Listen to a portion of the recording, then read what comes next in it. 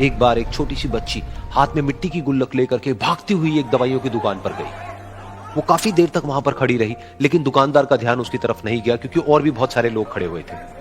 उसने दुकानदार को कई बार बुलाया, लेकिन वहां पर भीड़ इतनी थी कि दुकानदार का ध्यान उसकी तरफ गया ही नहीं। और फिर उस बच्ची को थोड़ा सा गुस्सा आया तो उसने अपनी मिट्टी की गुल्लक लेकर के वहीं काउंटर पर जोर से रख दी, जिसके बाद में जो दुकानदार था और जितने भी लोग खड़े थे वो सब उस बच्ची की तरफ देखने लग गए।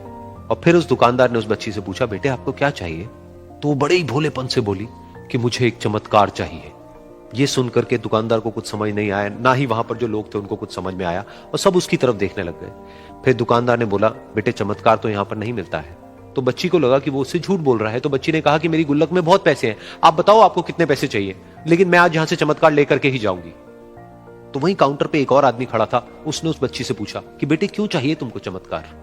तब उस बच्ची ने अपनी कहानी बताई कि अभी कुछ दिन पहले मेरे भाई के सर में बहुत तेज दर्द हुआ, तो मेरे पापा मम्मी उसको हॉस्पिटल ले गए। उसके बाद कई दिन तक मेरा भाई घर नहीं आया। तो मैंने कई बार अपने पापा से पूछा, लेकिन उन्होंने मुझे कुछ नहीं बताया।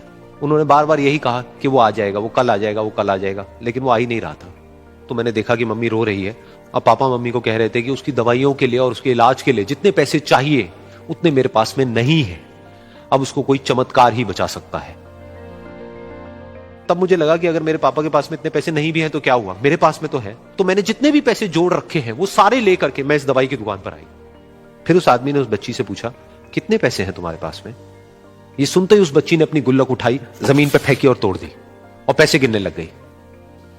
बाकी सब लोग खड़े होकर के उसको देख रहे थे।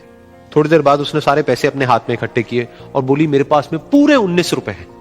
वो जो आदमी वहां पर खड़ा था वो थोड़ा सा मुस्कुराया और बोला कि अरे तुम्हारे पास में तो पूरे पैसे हैं, इतने का ही तो आता है चमत्कार। ये सुनकर के वो बच्ची बहुत खुश हो गई और बोली कि चलो मैं आपको अपने पापा से मिलवाती हूं। बाद में पता लगा कि वो आदमी कोई आम आदमी नहीं था, बल्कि एक बहुत बड़ा न्यूरोसर्जन था, और उसने सिर्फ 19 रुपए में उसके भाई की सर्जरी करी, और कुछ ही दिन बाद वो ठीक होकर के घर वापस आ गया। फिर कुछ दिन बाद वो बच्ची, उसका भाई, उसके पापा, उसकी मम्मी चारों एक साथ बैठे हुए थे और बात कर रहे थे। तो उसकी मम्मी ने उसके पापा से पूछा कि अब तो बता दो ये चमत्कार आपने किया कैसे? तो उन्होंने अपनी बेटी की तरफ देखा और बोले, ये चमत्कार मैंने नहीं, इसने किया है।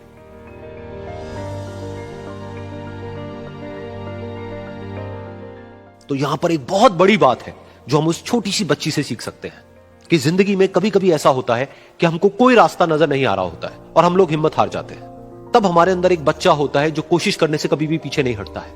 वो हार मानने को तैयार नहीं होता है क्योंकि उसको ना शब्द समझ नहीं आता है। वो बच्चा जिसके लिए कुछ भी नामुमकिन नहीं है, क्योंकि वो हर हाल में कोशिश करता ही रहता है।